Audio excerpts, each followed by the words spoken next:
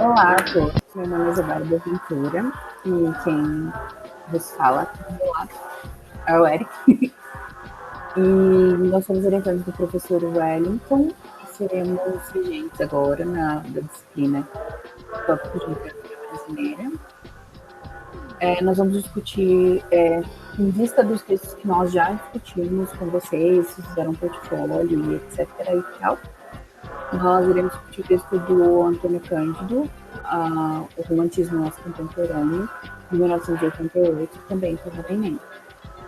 Então, o nosso objetivo é que vocês compreendam o porquê esse ponto de vista pode ser defendido e como é possível compreender e alcançar interpretações e análises da produção contemporânea e até mesmo da moderna, pensando no período modernista, como romântico. Muito bem, pessoal, então vamos começar o debate, o estudo sobre esse texto, que foi uma aula inaugural que o Cândido deu na PUC do Rio de Janeiro em 1888. E aí ele levanta a hipótese, né, de que talvez nós ainda estejamos no romantismo. Olha essa, né, essa proposição, né? E eu queria começar lendo ali na primeira página do texto. Ele fala bem assim: diria que estou preocupado com o presente, por isso vou estudar um pouco o nosso passado. Se escolhi o romantismo é porque acho que estamos, em grande parte, ainda no período romântico. Então isso já desencadeia uma série de debates, né? O Cândido dizendo que nós ainda estamos no período romântico, isso já coloca em xeque tudo que a gente aprendeu na literatura, na escola, ou até mesmo na universidade, né? Mas o ambiente universitário, esse local, esse espaço aqui é para a gente debater, é para a gente questionar, né? Por quê, né, Isabela? A gente aprende lá na escola, né, que depois do romantismo veio o realismo, né? Aí depois do realismo, as outras escolas literárias, etc, etc. Como assim, Cândido, ainda estamos no romantismo, né? Então isso já nos coloca contra a parede aí, e a gente vai desenvolver essa proposição aí hoje. Eu entendo que antes da gente pensar sobre essa questão do se a gente está ou não está ainda, a gente precisa pensar primeiro como encara o romantismo nesse texto. A primeira coisa que ele fala é que existem duas concepções, dois conceitos fundamentais de romantismo. São a concepção de uma tendência geral do espírito. Então, a Isabela aqui vai ali na esquina e conhece um moço, e aí eu acho que eu vou casar com ele, eu vou morar na praia e a gente vai ser feliz pra sempre. Essa é a minha ideia, colocaria em espírito humano da Isabela, que a Isabela é uma pessoa romântica.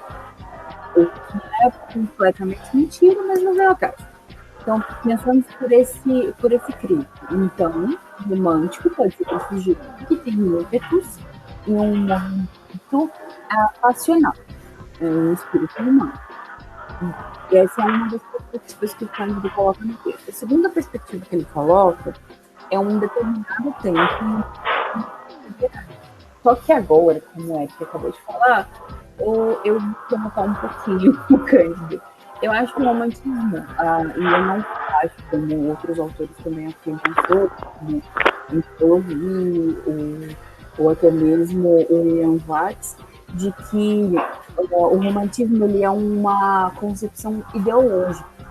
Ele surge como uma defesa de um movimento de crenças que não existiu. E ele acontece, ele acaba se desencadeando, ele acontece em um momento que todo mundo já sabe e que todo mundo vincula. Se você fez o ensino médio, provavelmente fez, porque você está aqui na graduação, você sabe que o romantismo ele tem início com a Revolução Industrial, no boom comercial e no boom econômico da Revolução Industrial. O que acontece? Precisava que se difundisse uma ideia, um conceito, uma ideologia, do meio de se viver burguês.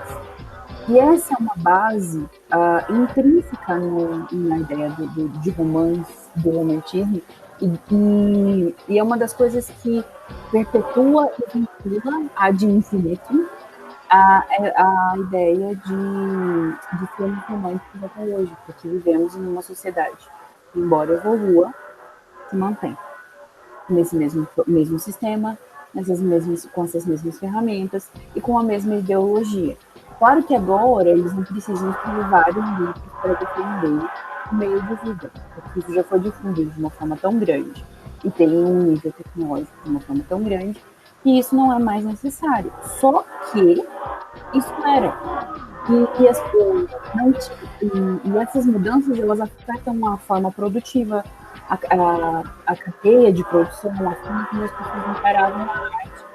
Antes disso, vamos voltar um pouquinho mais no tempo, antes disso, como que era vinculada a questão da arte? A questão da arte era vinculada necessariamente por alguém chegava lá pro artista. Vou falar do Shakespeare, que é um que a gente sabe, tinha um patrono, que tem um nome mais específico, se eu não me engano, era patrono mesmo, era um nobre, porque não existia outros sujeitos que tinham dinheiro para bancar um artista. Então era um nobre que chegava lá no Shakespeare e falava: queria que você escrevesse sobre mim, sobre a minha família maravilhosa, sobre os meus feitos da guerra e tudo que eu fiz nesse planeta. A partir do momento que se inventa a prensa do Gutenberg, que eles começam a vender as coisas e que as produções já têm esse ganho, não é preciso vender. Começa uma ideia, eu já estou pulando um pouquinho mais para frente, mas é uma ideia de que o autor é original, de que só esse autor pode escrever dessa forma, que se todo mundo escrevesse a mesma coisa do mesmo jeito, o mercado não venderia. Você imagina, eu e o Ed, nós somos colegas de mestrado, nós dois somos professores. Se nós dessemos a aula da mesma forma, sei lá, do mesmo jeitinho, né, que falasse como eu faço, mexesse no meu cabelo, do jeito que eu mexo, falasse com a mão igual eu falo, e aí todos os professores do planeta fossem igual a mim, ia ter algum nível ou alguma possibilidade de concorrência, no sentido não negativo, mas de eu querer evoluir, de eu querer ser um profissional melhor, ou de eu querer produzir alguma coisa melhor. Se todo mundo fosse igual, todo mundo teria o mesmo valor, todo mundo teria o mesmo preço, e não teria esse desenvolvimento evolutivo de busca de melhora. Como a produção romântica e todo o conceito ideológico de romance, todo o conceito ideológico de romance vincula essa de valor, de troca, de capital mesmo, de financeiro, de troca, de valor, de valor. Todos os desenvolvimentos de estilo, de venda, de autoria, de personagens, se só a nobreza comprasse algumas coisas, não seria todo mundo, por exemplo, que iria comprar. Então teria menos venda, teria menos mercado consumidor.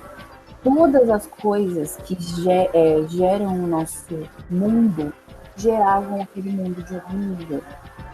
E acho que vai mais ou menos nesse sentido quando o Cândido fala. Então, que a gente se mantém no romantismo, porque a gente mantém várias estruturas, não só estilísticas, mas várias estruturas de como a sociedade funciona. E por que isso é importante para entender, por exemplo, a literatura, ou o romantismo? A linguagem, ela é feita, e não feita, né, mas ela surge, é nutrida e é gerida por uma sociedade. Então, enquanto a sociedade, ao mesmo tempo que a sociedade produz a linguagem, que é a matéria-prima da escrita da literatura, ela altera a sociedade. Então, é um processo completamente dialético, mas completamente dependente.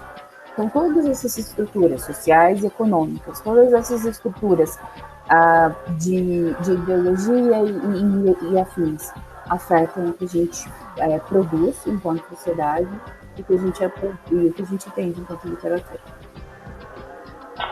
Muito bem, Isabela. Eu trouxe aqui para completar esse pensamento do Cândido um outro autor brasileiro, crítico literário bem conhecido entre nós, da academia, que tem um pensamento parecido nesse sentido da permanência do romantismo, que é o Maçom Moisés.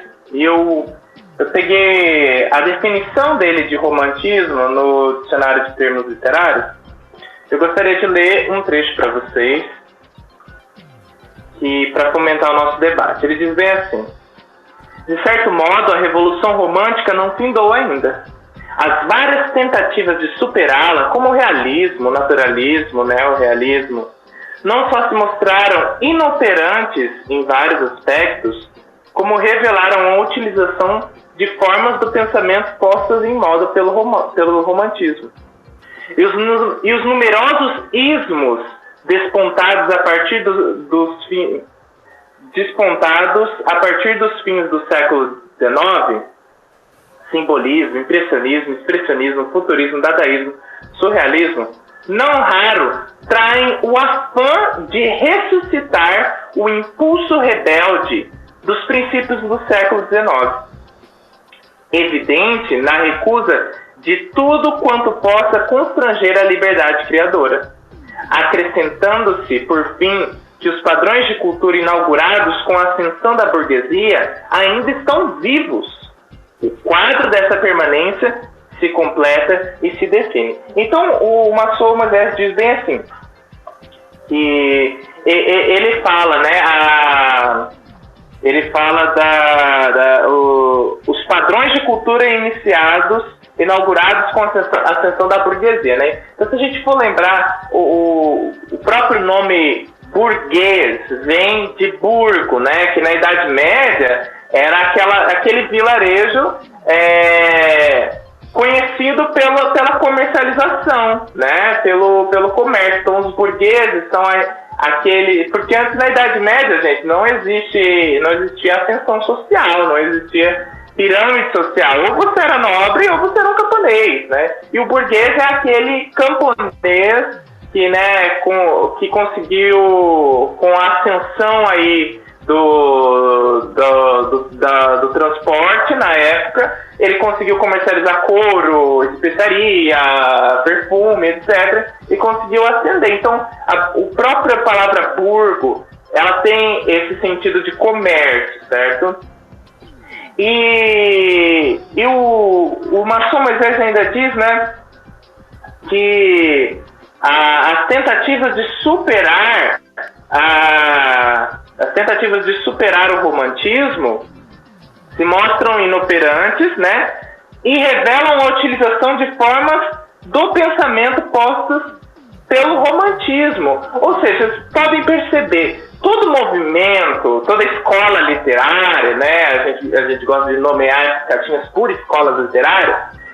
Qual que é o princípio delas? A mudança, a transformação, né? Então, por exemplo, o Luiz Costa Lima, ele fala num texto dele chamado Implicações da Brasilidade, que basicamente, assim, ele fala que o realismo ele só se diferencia do romantismo pela baixa carga de idealização. Eles idealizam menos, mas em geral tá tudo ali, né? Então, mas enfim, o que eu quero dizer é que toda escola literária, todo movimento, ele traz esse impulso de transformação, né? Esse impulso de mudança. Não foi isso com as vanguardas europeias modernas, né? Não queriam trazer o novo, queria a transformação, né? E esse conceito de originalidade que a Isa falou, ele desponta com o romantismo, né? Porque se você for pensar, vocês que leram o texto do Jacob Ginsburg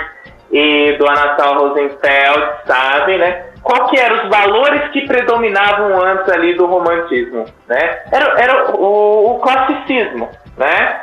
Que basicamente era o quê? Você retomava o conceito clássico de arte, né? Então o romantismo retomava o drama, a epopeia, né? Sempre com referência à mitologia, entendeu? Então essa noção de original, preciso criar uma coisa nova que jamais foi feita, veio com o romantismo. Então, se todas as escolas literárias trazem esse impulso de criar algo novo, algo que não foi experimentado pelo público, é um impulso romântico, que se deu com o romantismo, né?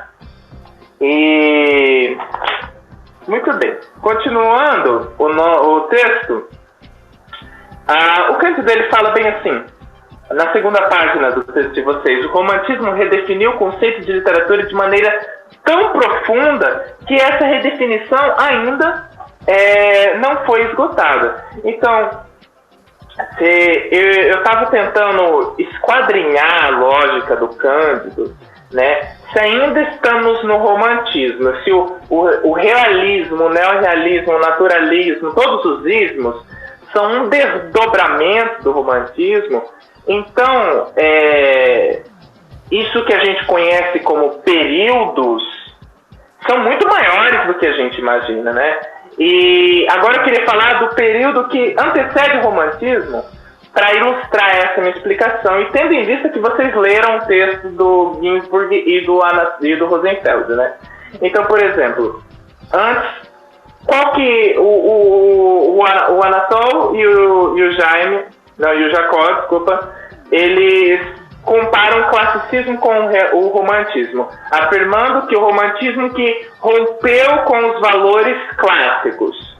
Mas aí, novamente, eu retomo aquela noção escolar. Pera, professor, mas antes do romantismo vem o barroco, não é? Não vem o rococó? Como assim? O classicismo? Vem o neoclassicismo. O neoclassicismo não está lá para trás ainda?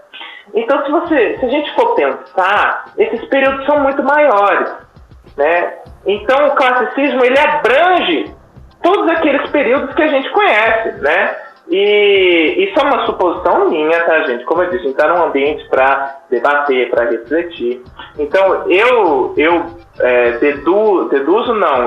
suponho que os valores do classicismo tenham se iniciado pós-Idade Média, né? Que aí você quer romper com a soberania da igreja em todo o campo intelectual, científico, artístico. Quando você quer romper com isso e quer colocar o conhecimento humano, que é o princípio do classicismo, né, o ser humano, se inicia aí o classicismo. Então, se a gente for pensar, nossa, eu falando de classicismo, sendo que era ser romantismo, só para vocês entenderem. Então, o classicismo ele abrange aquilo que a gente conhece como humanismo, o próprio classicismo, barroco, rococó, que é um dobramento do barroco, neoclassicismo. Então, é muito maior esse período, né? Então, digamos assim, que a crítica, suponho eu, que a teoria, no afã de tentar explicar a literatura nos seus mínimos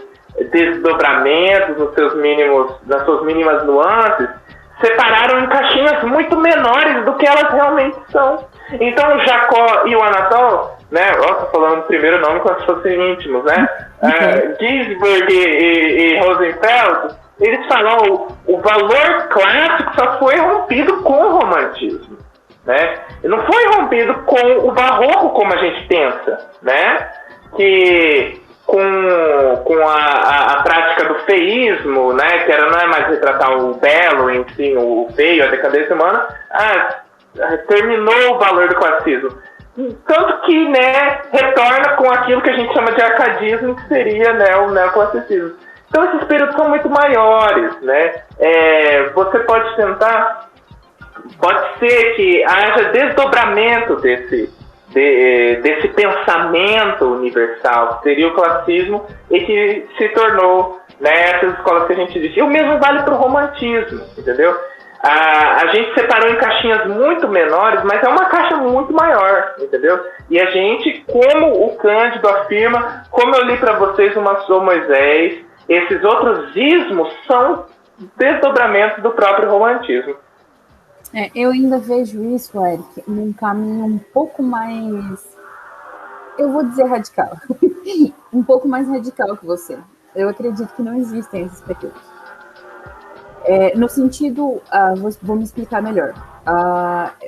Essa divisão ela é feita com base numa busca por definir e calcar as disciplinas para serem estudadas. Então, a partir do momento em que se divide isso, em que se fragmenta isso dessa forma, é para facilitar o acesso ou um agrupamento de alguns autores. Mas peraí, eu vou falar assim, o Werther, que é o ápice do romantismo no mundo, do Goethe, né? Ele é muito, muito dispar, por exemplo, do Álvaro de Campos. E eles estão dentro da mesma caixinha. Então, assim, eu entendo que essas definições elas são feitas com um agrupamento de algum nível daquele conceito abstrato de autor, que inclusive Foucault fala sobre essa abstração, por exemplo, eu vou falar, isso é Rubens Fonseca. Você não pensa que isso é o José Rubens Fonseca. Você pensa que isso carrega todas as características que a literatura do Fonseca carrega. Então, nós fizemos mais ou menos isso com esses conceitos. Nós abstraímos um nível de compreensão sobre um conceito, sei lá, produções que falem sobre sentimentos são românticas, necessariamente românticas. Obviamente não, porque toda produção artística acaba resvalando num princípio sentimental, inclusive as que não são. Dentro de todo o âmbito produtivo da literatura em si, e de todas as outras produções, música, artes e afins. Só que... realmente, eu dei aquele exemplo, era para ser ilustrativo, mas eu não acredito nessas caixinhas. Quando eu digo do pensamento mesmo, né? Então, todas elas são nuances desse pensamento, dessa noção, dessa ideologia, né? Que as pessoas de uma determinada época comungavam, né? Então, quando eu digo classismo, seria o pensamento classicista, né? Nesse caso seria o pensamento romântico e o princípio romântico, etc. Você lembra que no texto, inclusive, dos seus amigos Jacob e o Anatol, eles citam uma questão de que romance já existia no período clássico, só que ele não tinha um nível de valorização. Existiam produções que tratavam de um nível de sentimentalismo. Inclusive, o Cândido fala uma coisa nesse sentido que vale muito a pena frisar. Na página 108, que é a segunda página do PDF que vocês têm, ele fala o seguinte: também os transformaram nos públicos. O romantismo coincide com o primeiro momento histórico da literatura em que os públicos indiretos passam a predominar sobre os públicos diretos, graças ao jornal moderno e à difusão das ideias liberais. Os públicos se tornam imensos e acaba com a ideia de patrono. O artista deixa de produzir tal príncipe para tal príncipe e bispo que lhe paga a casa e a roupa. Há uma demonstração nova da forma literária. E a partir disso, ela produz-se para o povo. Quando a gente para pensar que se produz para o povo, aquela produção que era populacho no classicismo, que é o romanço, acaba sendo hipervalorizada quando precisa se gerar essa produção romântica. E isso era algo que existia antes.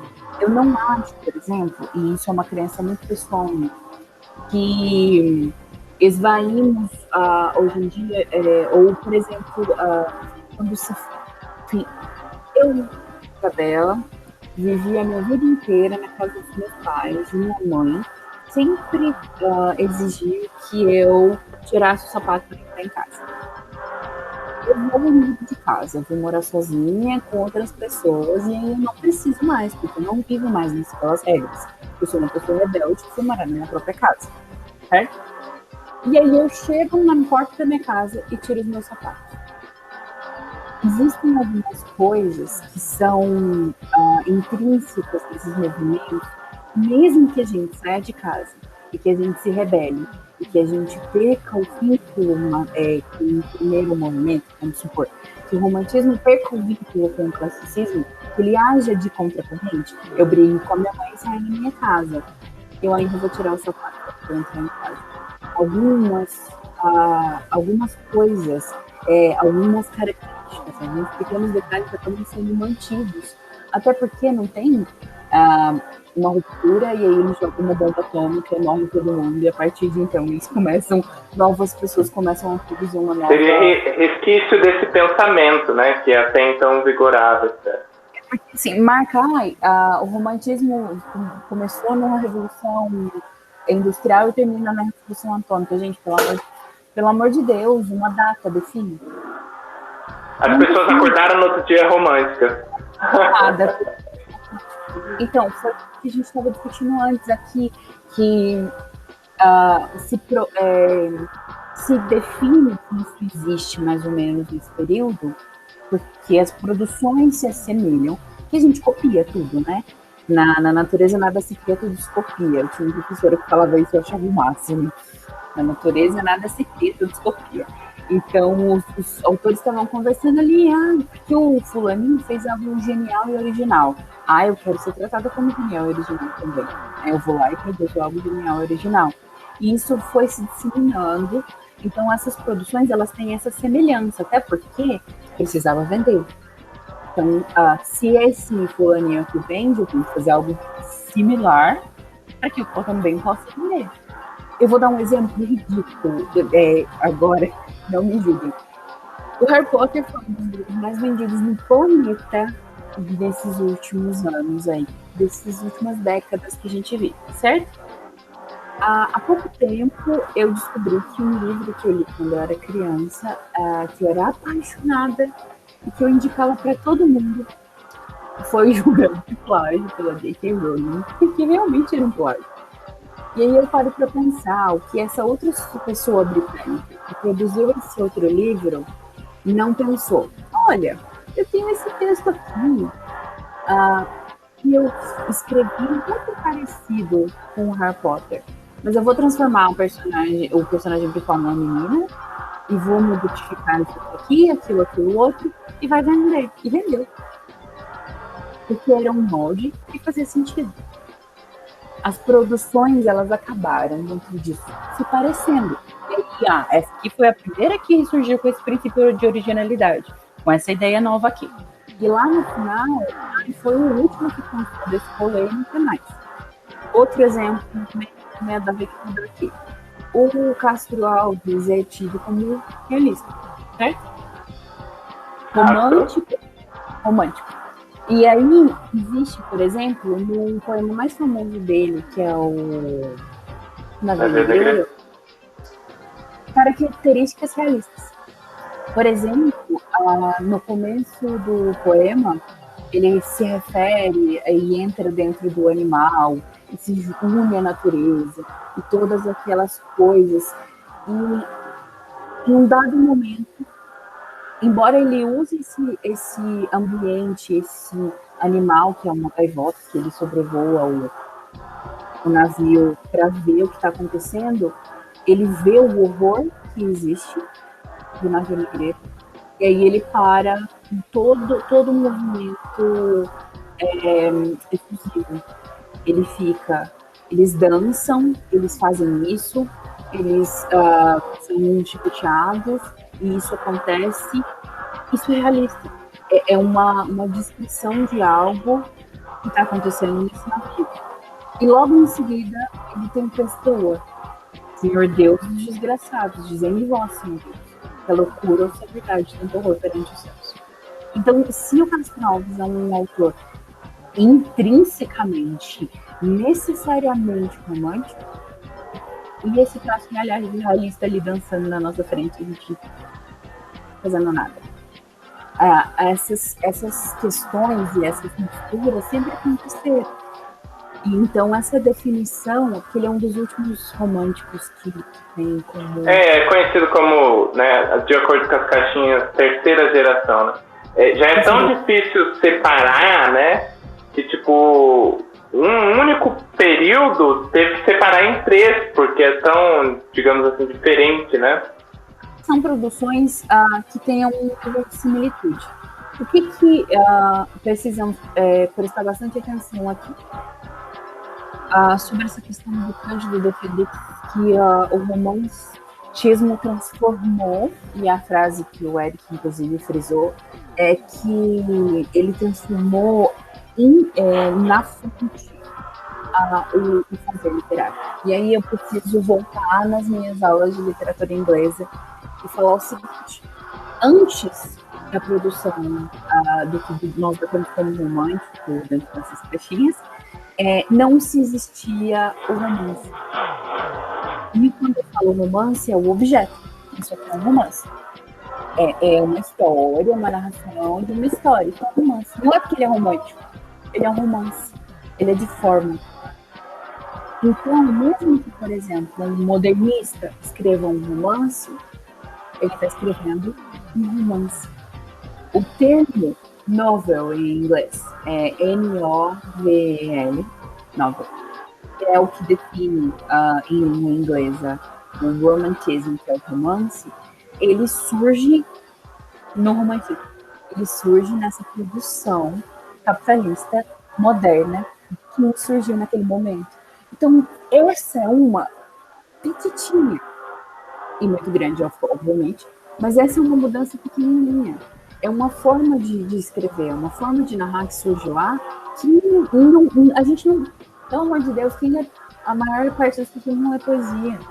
As pessoas criaram um engajamento, uma paixão por essa forma de se narrar, por essa forma de escrever, que a forma romântica, o romance, é a forma mais lida no mundo.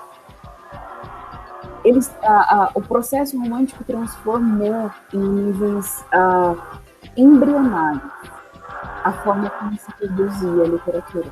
E é por isso que a gente não pode achar que isso se finda per si. Lembra que eu falei do negócio da minha mãe, falar para tirar o sapato e eu tirar o sapato na minha própria casa? A minha mãe me ensinou a fazer bolinho de chuva e todo mundo gostou muito do meu bolinho de chuva. E agora eu passei as receitas e agora tá todo mundo fazendo bolinho de chuva. Mas o bolinho de chuva foi invenção da minha mãe. É mais ou menos nesse sentido que isso vai, se encaminha nessa direção. Que as mudanças que o movimento romântico e as mudanças que estavam acontecendo no mundo